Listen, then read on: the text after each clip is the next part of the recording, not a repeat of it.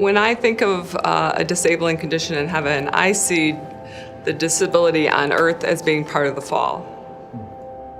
That sickness and illness are things that won't be part of what's in heaven.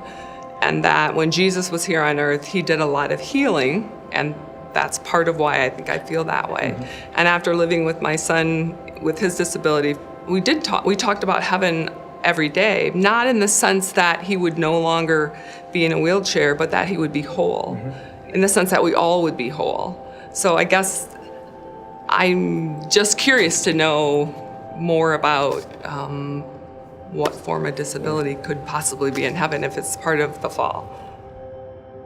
I think the question of whether or not there's going to be disabilities in heaven is really complicated. It's a pretty common assumption, both historically and in terms of views today, that disabilities are the kinds of things that would have to be eradicated in order for people to come to union with God in heaven.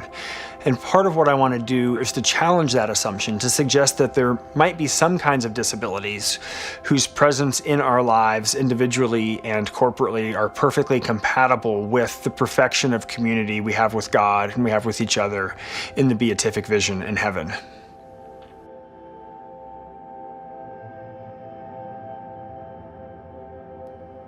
So I have a very strong opinion on this, because I've been told on more than one occasion by well-meaning Christian friends that, oh, you know, you're going to be 6 feet tall and 210 pounds, and all this business. And I'm saying, no way.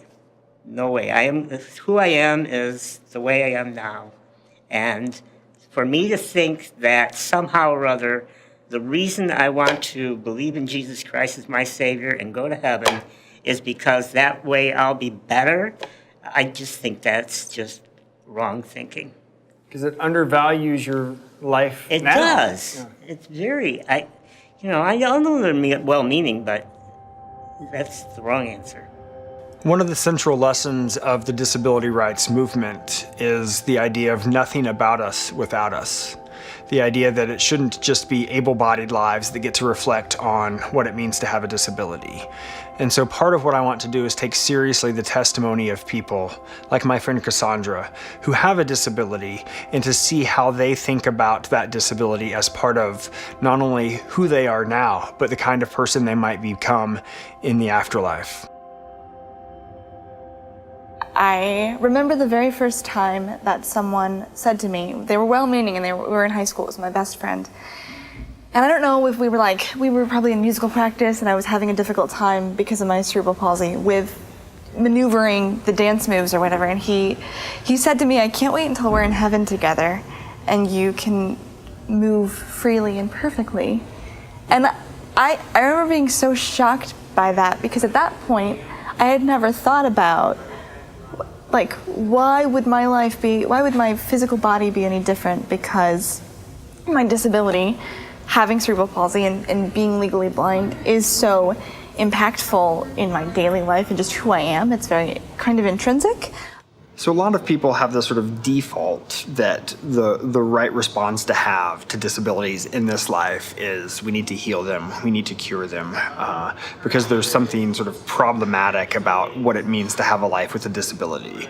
When you think about your own experiences with your disabilities, how does that shape sort of how you think about sort of the hope for heaven as you see it?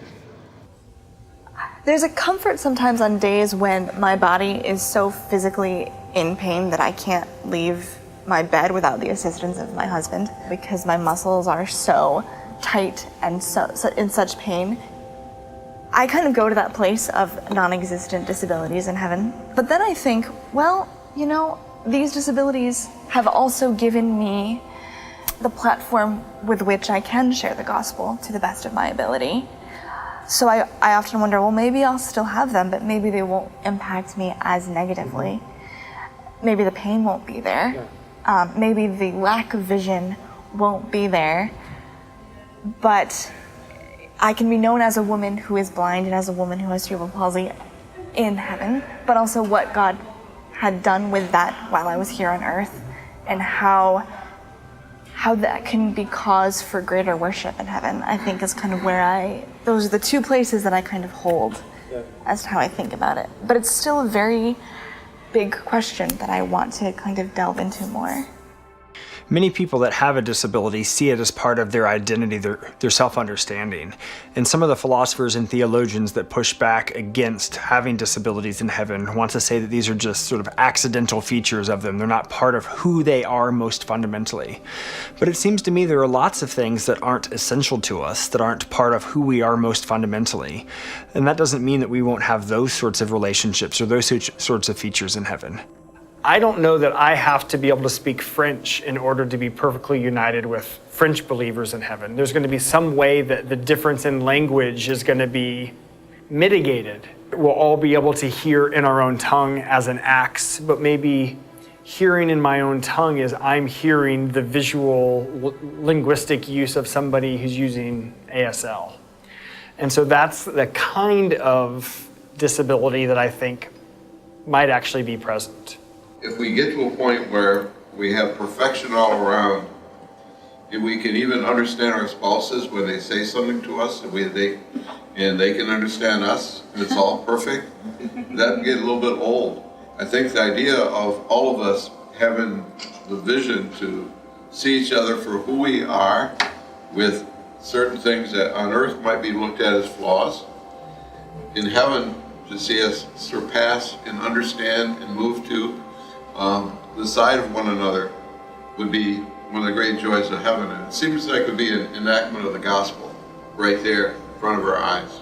The first thing that comes to my mind is 1 Corinthians 12. The body is made up of many different parts and all have their role to play and they're all important. And so in order to really be the kind of church we ought to be, it has to be inclusive. You know, I can only offer, as a special ed teacher, not a theologian or a philosopher. My friend Sandra, who happens to have autism, and she, sensory-wise, doesn't recognize people by sight, but recognizes them by smell. One of the things Sandra said is, I know all of you are looking forward to seeing Jesus in heaven, but I can't wait to smell him.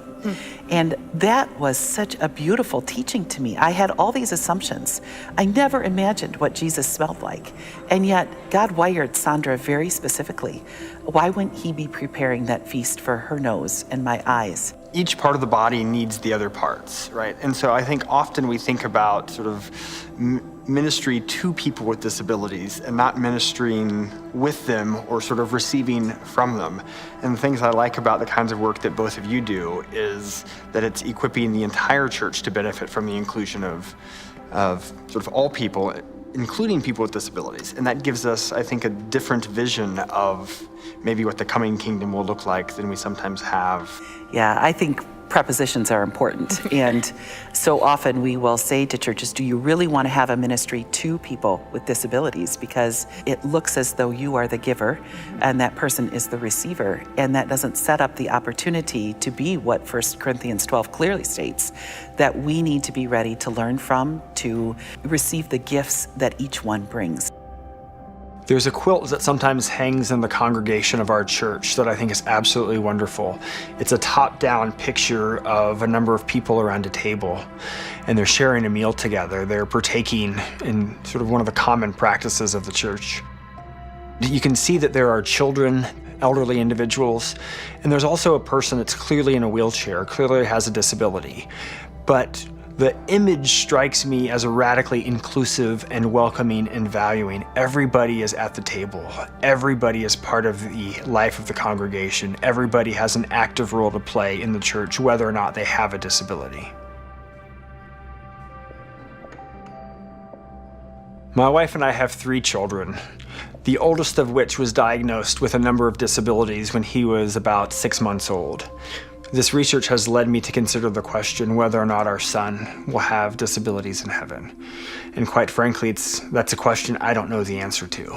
But what I want to do is carve out space that no matter what the answer is, I can see him, I can recognize him, I can value him.